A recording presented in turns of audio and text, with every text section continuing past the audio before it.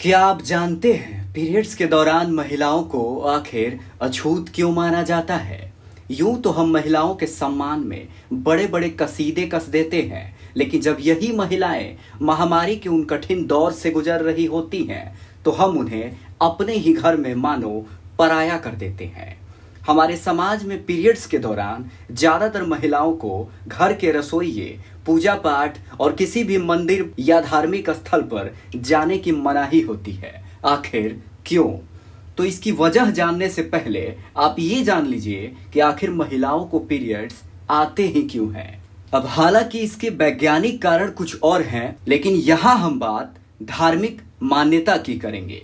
दरअसल भागवत पुराण में वर्णित एक कथा के अनुसार महामारी के दौरान महिलाएं ब्रह्म हत्या के दोष का पाप भोग रही होती हैं। अब आपके मन में ये सवाल होगा कि आखिर कैसा दोष, कैसा पाप? तो आपको बता दें, भागवत पुराण में लिखी कथा के अनुसार एक बार की बात है, इंद्रदेव से नाराज होकर देवताओं के गुरु बृहस्पति स्वर्गलोक छोड़कर किसी अन्यत्र स्थान पर चले गए, जिसकी जानकारी जब असुरों को मिली तो उन्होंने देवलोक पर ही हमला बोल दिया। इस हमले में देवताओं के राजा इंद्र बुरी तरह परास्त होकर ब्रह्मा जी के शरण में गए।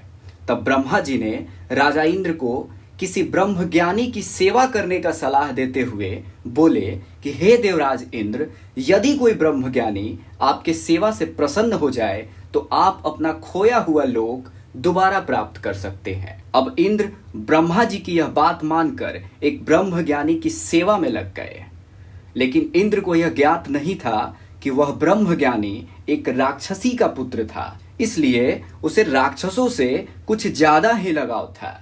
इसी कारण वो ब्रह्म ज्ञानी देवराज इंद्र के हवन सामग्री भगवान को अर्पित करने के बजाय राक्षसों को अर्पित कर दिया करता था।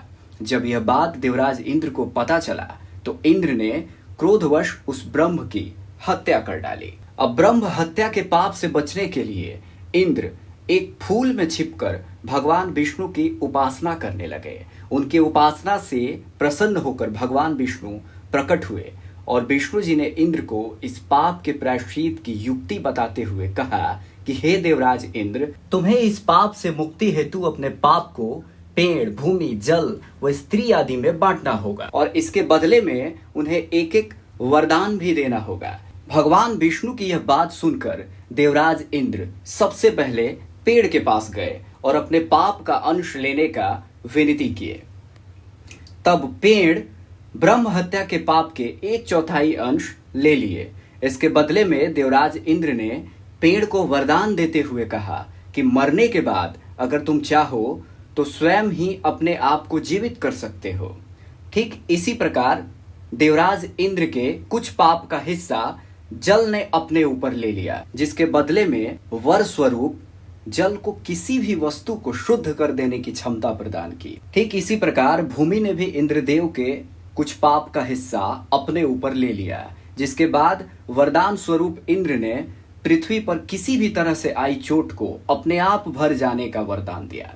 और इसी प्रकार अंत में देवराज इंद्र स्त्री के पास गए। स्त्रियों ने भी देवराज के ब्रह्म हत्या के बचे हुए सारे पाप अपने सर ले लिया, जिसके बाद देवराज इंद्र प्रसन्न होकर स्त्रियों को यह वरदान दिए कि उन्हें पुरुषों के मुकाबले अत्यधिक काम सुख मिलेगा। तभी से ऐसा माना जाता है कि स्त्रियां मासिक धर्म के रूप में उसी ब्रह्म हत्या के पाप का दोष भोग रही होती हैं। अब तो आप यह समझ ही गए होंगे कि दरअसल स्त्रियां उस पाप की सजा भुगत रही होती हैं जो उन्होंने कभी किया ही नहीं। अब रहा सवाल उनके अछूतेपन का, तो आपको बता दें, प्राचीन काल की महिलाएं कर्म को अपना धर्म समझती थीं और ईश्वर की आस्था में असीम विश्वास होने के कारण एक दिन भी बिना मंदिर गए नहीं रह सकती थीं।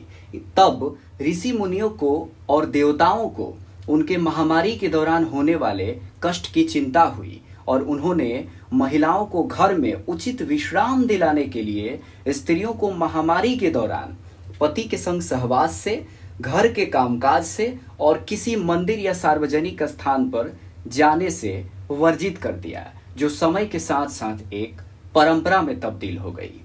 अब तो आप समझ ही गए होंगे कि महामारी के दौरान स्त्रियों को अछूत नहीं माना गया है, बल्कि उन्हें उचित विश्राम दिलाने के लिए घरों में कामकाज और धार्मिक कार्यों से वंचित किया गया है। इसलिए महामारी के दौरान महिलाओं के साथ किसी भी प्रकार का कोई अछूता व्यवहार नहीं करना चाहिए, क्योंकि ये वो क्षण होता है जब स्त्रियां अत्यंत पीड़ा से गुजर रही होती हैं और उस वक्त उन्हें अपने पति और परिवार की बेहद आवश्यकता होती है। इसलिए मासिक धर्म के दौरान स्त्रियों को अछूत समझने के बजाय उनका पूरा सहयोग व सम्मान करें। दोस्तों, आपको हमारी ये वीडियो कैसी लगी हमें कमेंट बॉक्स में बताएं। इसके साथ ही अगर आप ये वीडियो हमारे फेसबुक पेज पर देख रहे हैं तो इसे लाइक व फॉलो करें, और अगर आप यूट्यूब पर देख रहे हैं तो चैनल को सब्सक्राइब करें और बेल आइकन दबाएं।